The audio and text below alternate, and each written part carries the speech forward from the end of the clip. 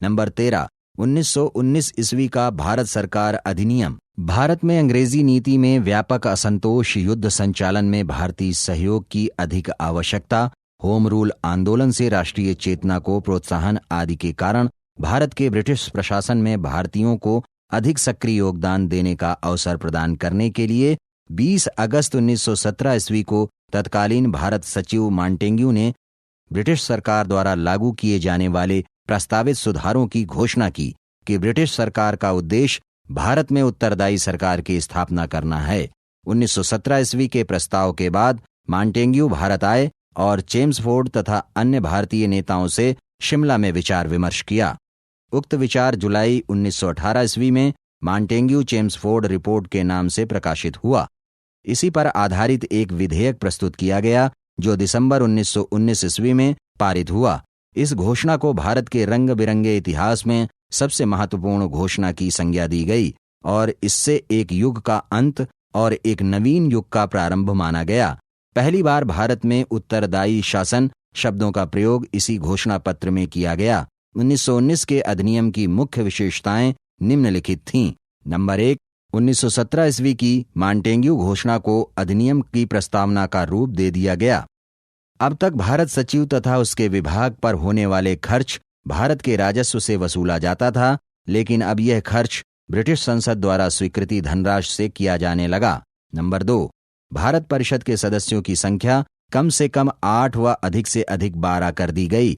भारत सचिव के कार्यभार को कम करने के लिए हाई कमिश्नर की नियुक्ति की व्यवस्था की गई।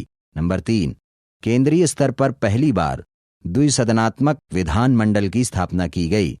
नंबर 1, राज्य परिषद, इसमें 60 सदस्य निर्धारित किए गए, जिसमें से 27 मनोनीत व 33 निर्वाचित सदस्य होते थे। नंबर 2, विधानसभा, इसमें 145 सदस्य निर्धारित किए गए, जिसमें 41 मनोनीत सदस्य व 104 निर्वाचित सदस्य होते थे। नंबर 4, केवल वित्त संबंधी मामलों को छोड़कर अन्य सभी मामलों में केंद्रीय विधानमंडल के दोनों सदनों को बराबर शक्तियां प्राप्त थीं।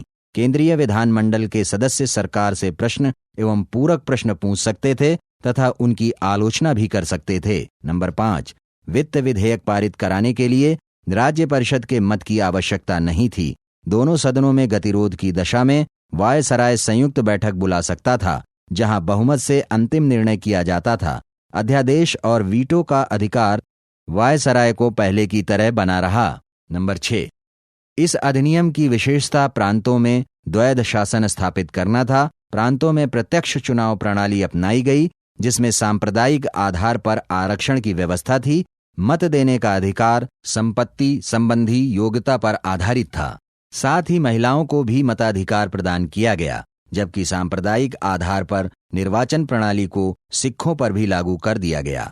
नंबर 7, इस अधिनियम की एक अन्य प्रमुख विशेषता प्रांतीय सरकारों के अधिकार क्षेत्र का परिसीमन अर्थात निर्धारण थी। केंद्रीय तथा प्रांतीय सरकारों के बीच प्रशासन के विषयों को केंद्रीय तथा प्रांतीय 2 वर्गों में विभक्त किया गया।